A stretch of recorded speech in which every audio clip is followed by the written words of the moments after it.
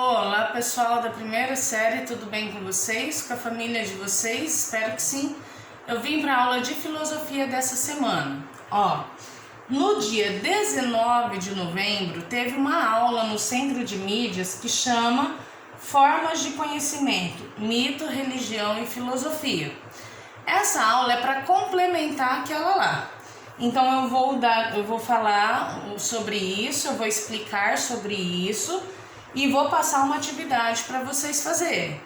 A atividade é para entregar até dia 2 de dezembro, quarta-feira, não mais do que isso, porque precisa fechar as notas, às 5 horas da tarde.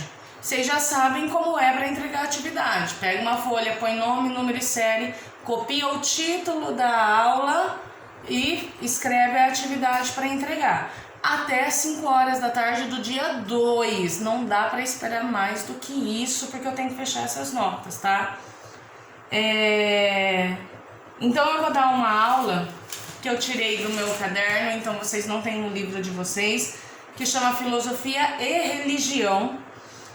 Porque o mito e a religião, na verdade, têm o mesmo embasamento. A diferença é que o mito é sempre politeísta e a religião pode ser monoteísta, tá?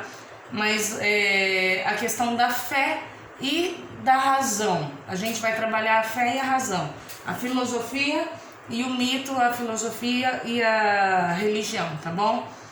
Então eu vou focar na religião, mas pode ser mito também aqui. Eu vou ler sobre isso e vou fazer duas questões, que vocês vão entregar essas duas questões como atividade. Então vamos lá, filosofia e religião. Preconceituosamente, a sociedade considera filosofia e religião dois domínios opostos. A sociedade entende, de maneira geral, que se você segue a filosofia, você é anti-religião. Coisa que é uma mentira, porque muitos filósofos eram religiosos, assim como tiveram filósofos não religiosos também. Assim como a gente tem dentistas não religiosos, professores não religiosos, policiais não religiosos, a gente tem filósofos também, tá? Então uma coisa não tem relação direta com a outra. Historicamente, em alguns períodos da humanidade, de fato se pensou assim. Tiveram períodos da humanidade, principalmente no final da Idade Média, no Renascimento ali, em que a maior parte dos filósofos pensava dessa forma, mas não quer dizer que todos eram assim. Atualmente, pode-se citar aspectos comuns entre o discurso religioso e o filosófico. O que tem em comum dos dois? O que os dois defendem que é igual? Primeiro, preocupação com a busca de explicações para fenômenos, com respostas de natureza diferente. Então, tanto a filosofia quanto a religião estuda, por exemplo, por que cai o raio. Ou então, por que o gato mia. Ou então, por que a pera nasce da pereira. Tanto a filosofia quanto a religião estudam fenômenos naturais. A diferença é a resposta, porque a religião tem uma resposta baseada no sagrado, em textos sagrados. Já a filosofia busca respostas racionais, sem ligação com o sagrado, tá? Outra característica comum é preocupação por construir narrativas para ensinar a justiça e a virtude. Tanto a filosofia, na parte da ética principalmente, quanto a religião tentam ensinar virtude, justiça, bondade, caridade, só que por caminhos diferentes, mas ensinam as mesmas coisas, tá? A gente tem alguns exemplos aqui de relação entre filosofia e religião. Tem um livro que chama A Linguagem de Deus, do Francis Collins. O Francis Collins foi o diretor do projeto Genoma. Ele entrou no projeto ateu, a vida dele toda ele foi ateu.